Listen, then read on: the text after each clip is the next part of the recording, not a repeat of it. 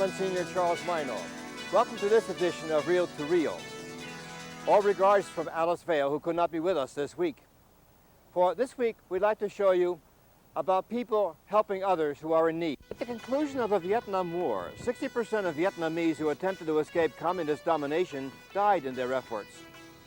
Since 1975, 400,000 Vietnamese have been brought to America.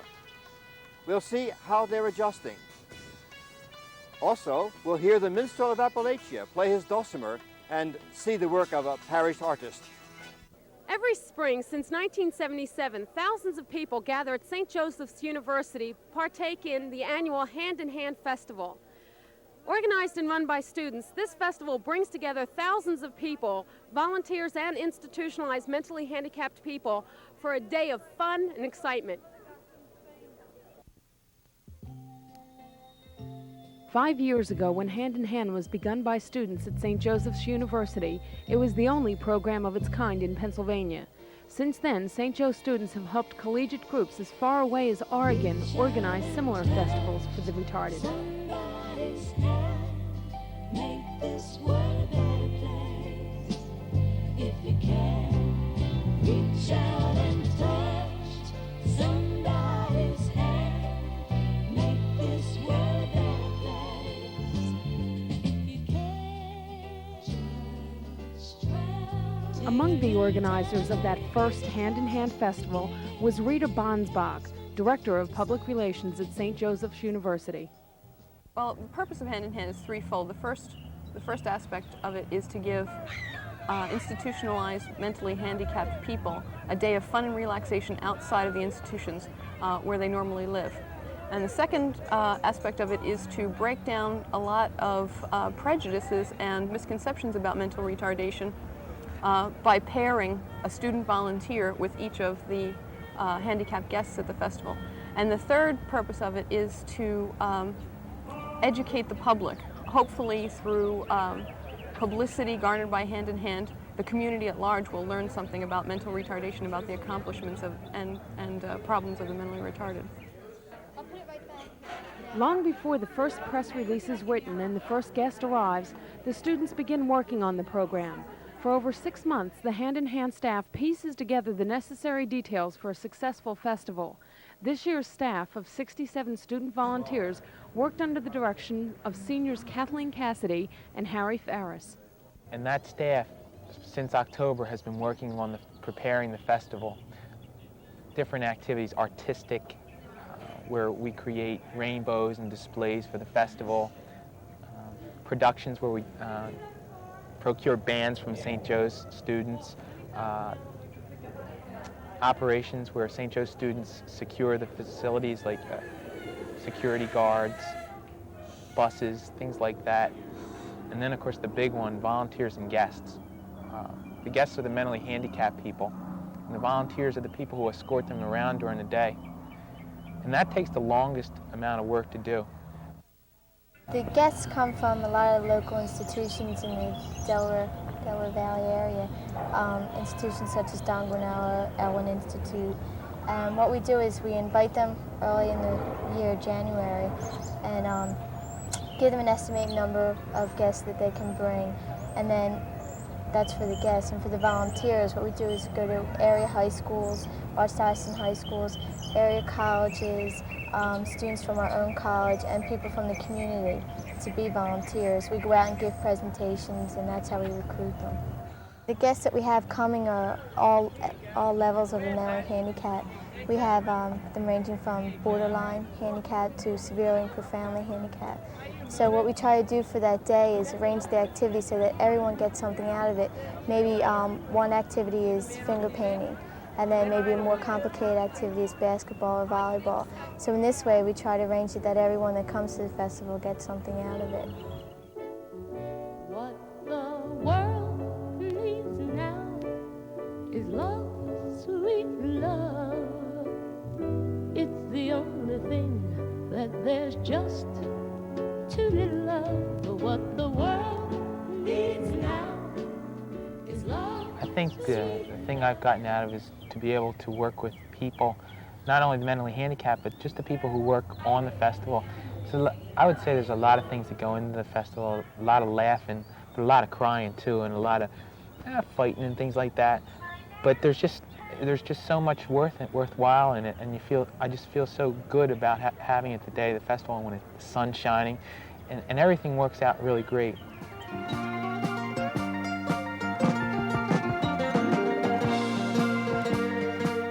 This year, though, the sun wasn't shining, at least not all day, but everything turned out great just the same. For the first time, rain fell on a hand-in-hand festival, forcing everyone indoors. They enjoyed a good lunch and were entertained with cartoons, music, clowns, and demonstrations. The downpour lasted only a short time, and the inconvenience didn't seem to dampen the spirits of the guests or their friends. In fact, it may have helped to foster the true meaning of this festival. Why are you doing this program? This is a day for the handicapped on campus, and it's a time for everyone to be together and share all their love with all the people here. How long have you been doing this? This is my 4th year. I'm a senior. I was just happy to do it. I've had a great time. Although it's rained, I think basically everybody's having a real good time. I have. You come in touch with these people who you ordinarily wouldn't meet, and it, adds a dimension onto the learning experience here at St. Joe's. One of the biggest problems in providing an experience such as Hand-in-Hand Festival is raising the necessary money to run the festival. Numerous corporations, municipal agencies, and community organizations donate such things as food, special events, transportation, and supplies. But the money itself comes from the students. Money comes totally from the students and the community at St. Joe's. We need money. We go to the students and ask them for it, and they're very, through the student governments, they're very receptive. Hand in Hand is just so well known and so well liked on this campus because everybody's in it. Everybody works on it. They think it's worthwhile, so that makes us feel good.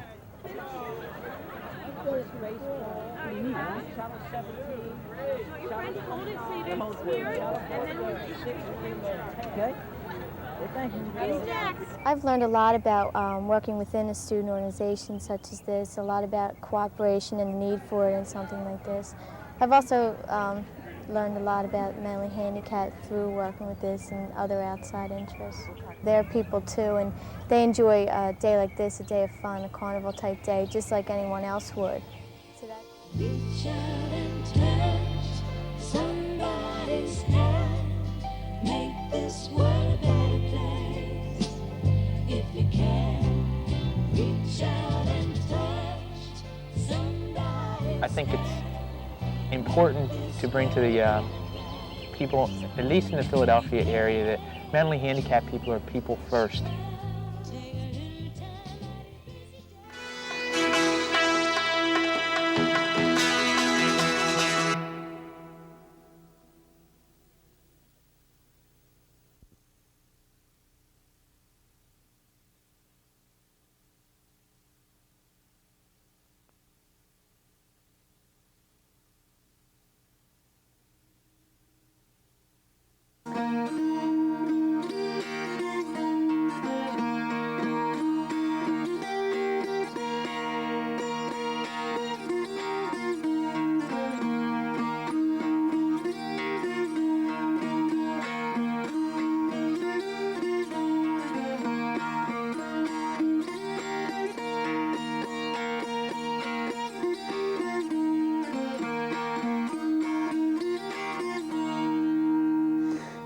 Amazing grace, how sweet the sound that saved a wretch like me.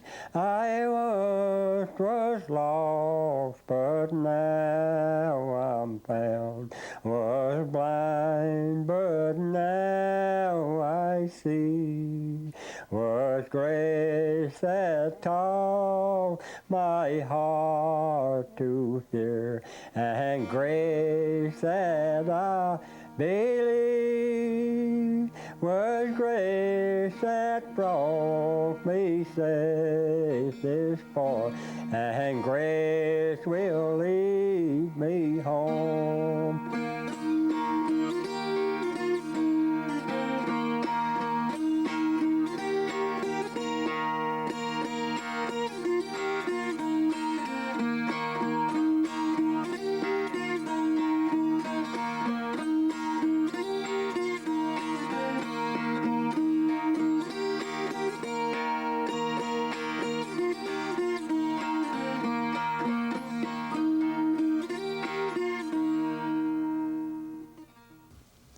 Hi, I'm Father Joe Champlin. I'd like to tell you about a lady who had a very long, bad day at the hospital. She had many visitors because the next day she was facing surgery, radical surgery to remove a great part of her stomach. And during that day, she reassured her friends God was with her, she had trust in the Lord, all things would turn out well. But now it's the end of the day. No more visitors, just this woman and her husband. She was feeling intense pain, a pain that couldn't be relieved by drugs or by a shot because of the surgery the next day. And she also felt spiritually empty. She'd been putting out, and now no strength left to pray for help. At one point, she then turned to her husband and said, "Would you come over here and pray that this pain would go away?" And her husband felt kind of uncomfortable about that and said, I'm just uncomfortable praying in that way. Normally his wife would let it pass, but this pain and this anguish, the emptiness she felt, just pushed her to say, well, you're just going to have to be uncomfortable then. And his love for his wife overcame his reluctance. He moved over to the side of the bed, took one hand, her hand in his hand, and took his other hand and placed it on her ailing stomach. And then he prayed spontaneously, informally, in his own words. First time he'd ever done that. Prayed to God as a friend to a friend about a friend. Prayed to the Lord that the doctors might be inspired in their surgery. Prayed that the medicines might work. Prayed that this pain might be eased that very night. It was a marital breakthrough for them. First time they'd prayed together like that. The next morning he went home and took his two youngsters and brought them together, and before they went to school, he prayed with them. Prayed for their mommy and prayed for his spouse. That prayer was answered. It brought healing. It brought her an inner healing. It also eased her pain. Prayer like that works, always works.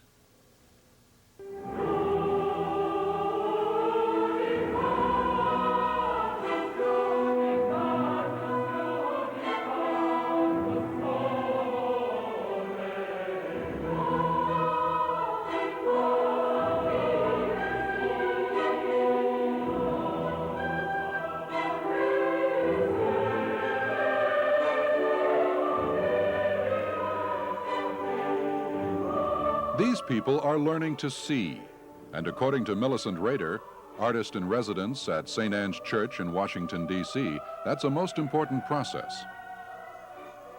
When people learn to see and use that sense of sight as well as their sense of hearing and all the other senses, it brings them closer to that creative aspect of our living God.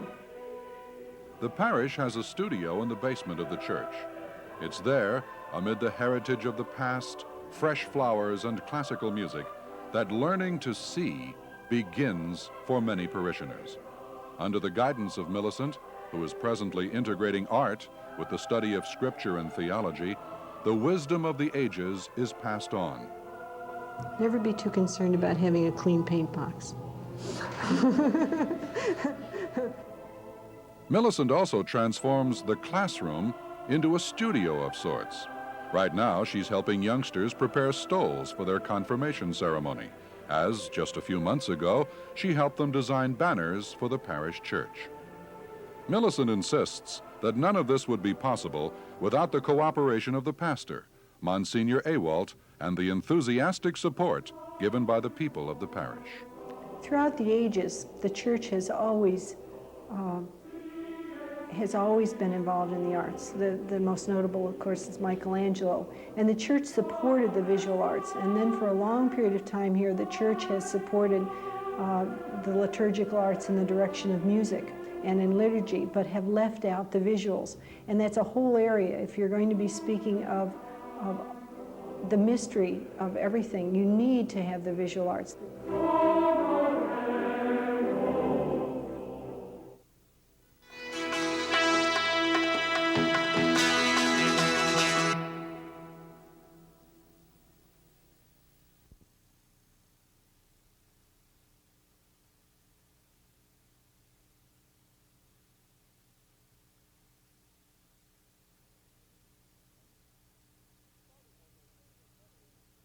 Starting over again is never easy, and especially when one has to start over again in a new country. 6 years ago, Saigon fell to the communist forces, and since that time, the United States Catholic Conference has been sponsoring 225,000 refugees from Vietnam in the Orderly Departure program.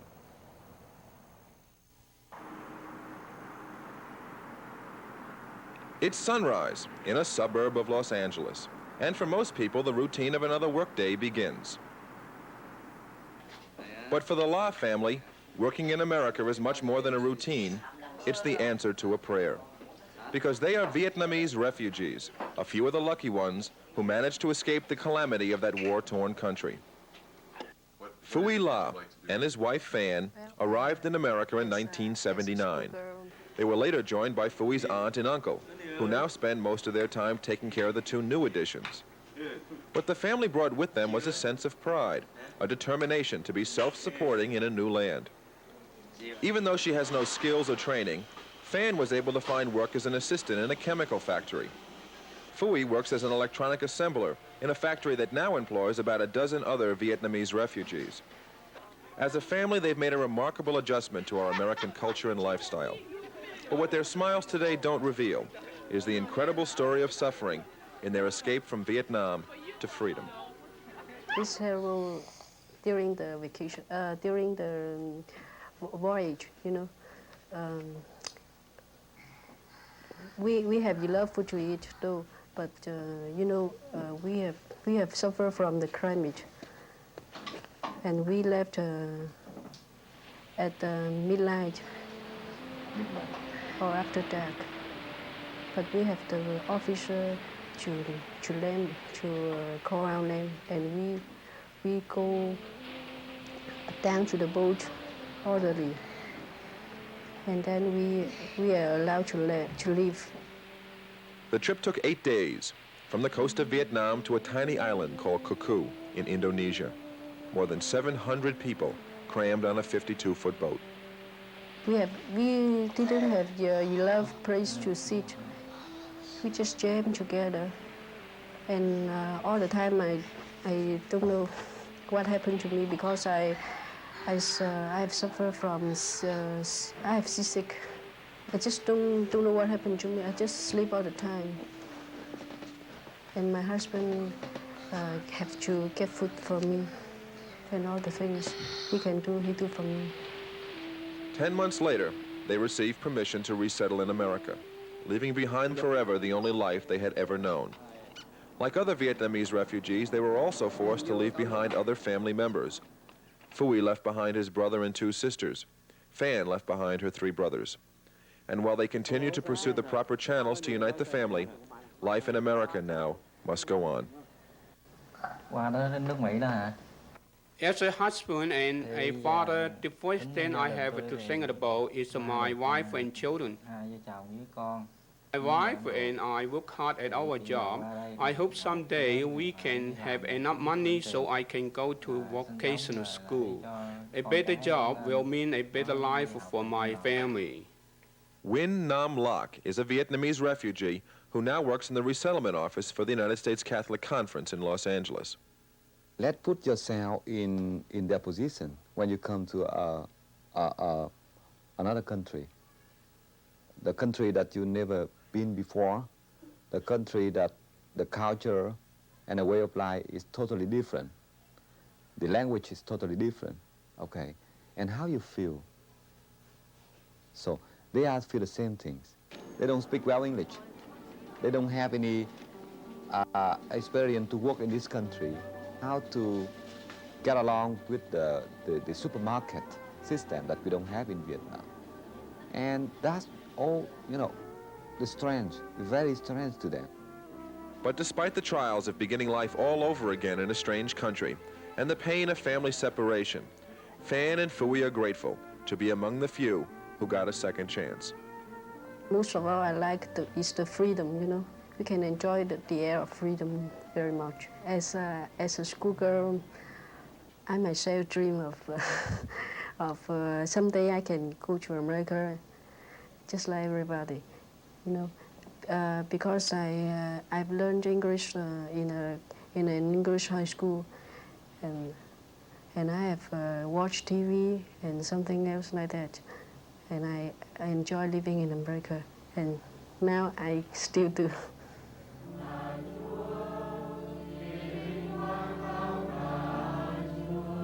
But 3,000 miles away, in Annandale, Virginia, another side of the refugee story is unfolding.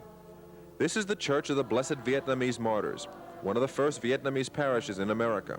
This morning, some of the parish children are making their first communion.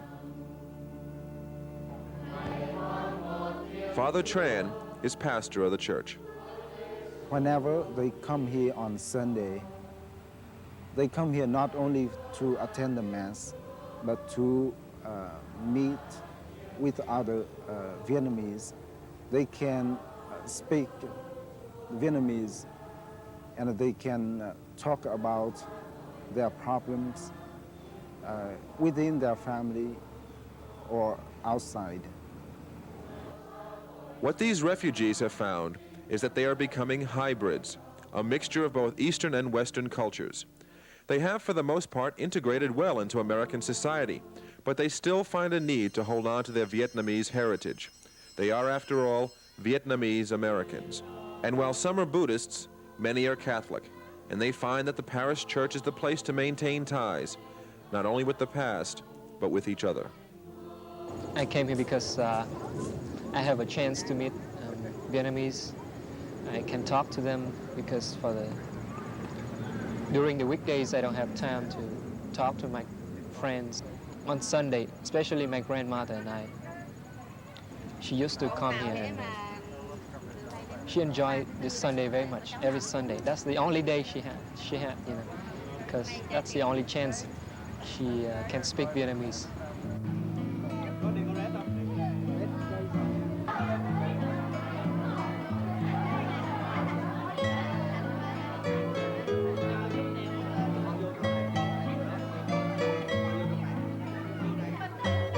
To gather together, to pray, to share common experiences, and to comfort each other. All very basic human needs. Hugh Deep is 21 years old. One time I knelt down next to a young lady and I heard her prayer, and she said, please help me settle down and grow up in this country and understand the situation here, and please help me to adapt myself to this new circumstance. And I think they're all involved in praying. They believe in God strongly. Take all the lost home, walk close by the children, and comfort the old ones, till I come again, come again. Take all the lost home, walk close by the children, comfort the old, and comfort the old ones.